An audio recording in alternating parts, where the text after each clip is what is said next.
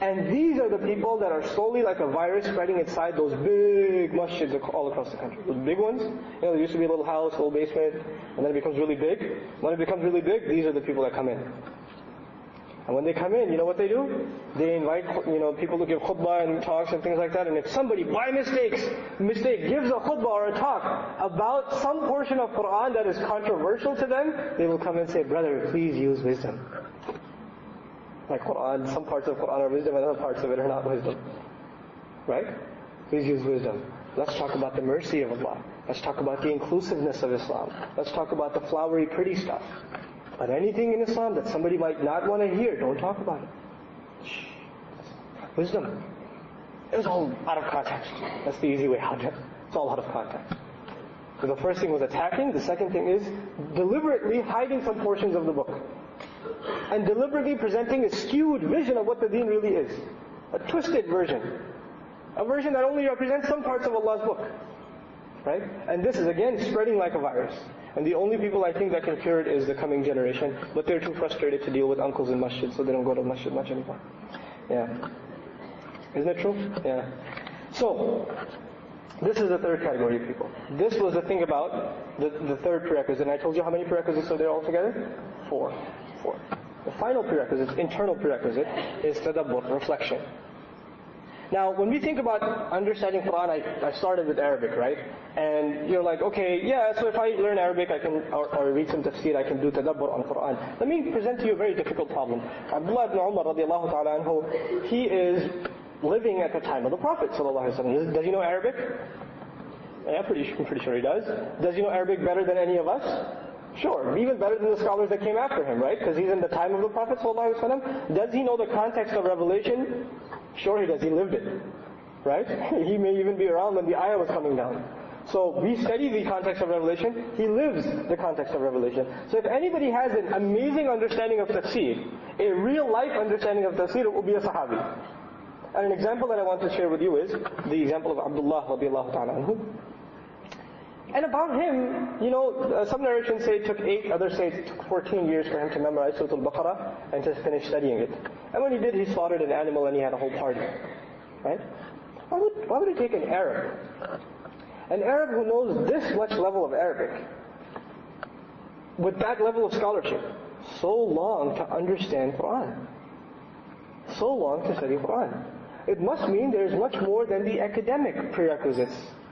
Right? Isn't that proving it?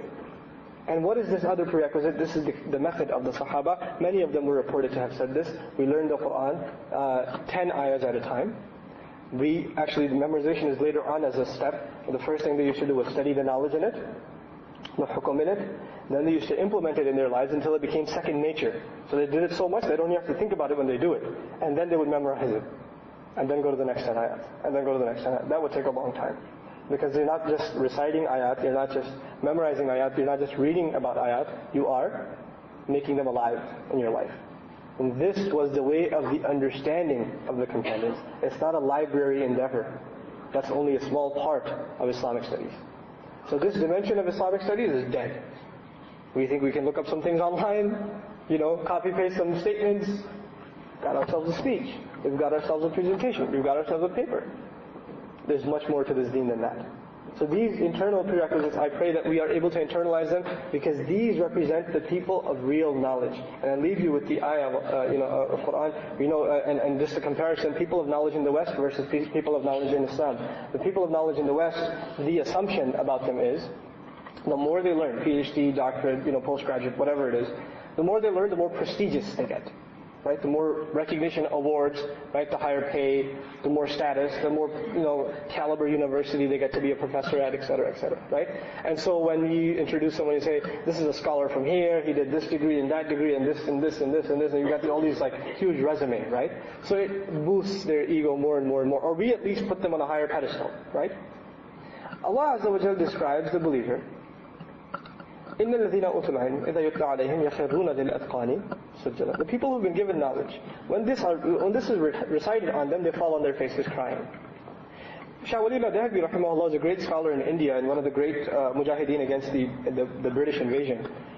He, in his tafsir, said something very profound. He said that when a tree bears fruit, its branches come down. Think about that.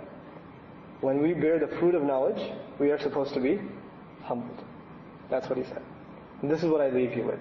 We have to understand that knowledge leads to humility, shame before Allah. And it leads us to realize, لا علم لنا إلا ما علمتنا. There's no possibility of knowledge except that which you taught us. That attitude does not internalize, you are actually not learning. You're becoming more ignorant. You're becoming more ignorant. You're learning in the way of the disbeliever, not in the way of the believer. May Allah Azza wa Jal give us the correct understanding of the acquisition of knowledge. May Allah Azza wa Jal make us an ummah of knowledge, one that internalizes it and lives according to it, and is able to spread the light of it to the rest of the world. Barakallahu li wa lakum. Assalamu alaikum.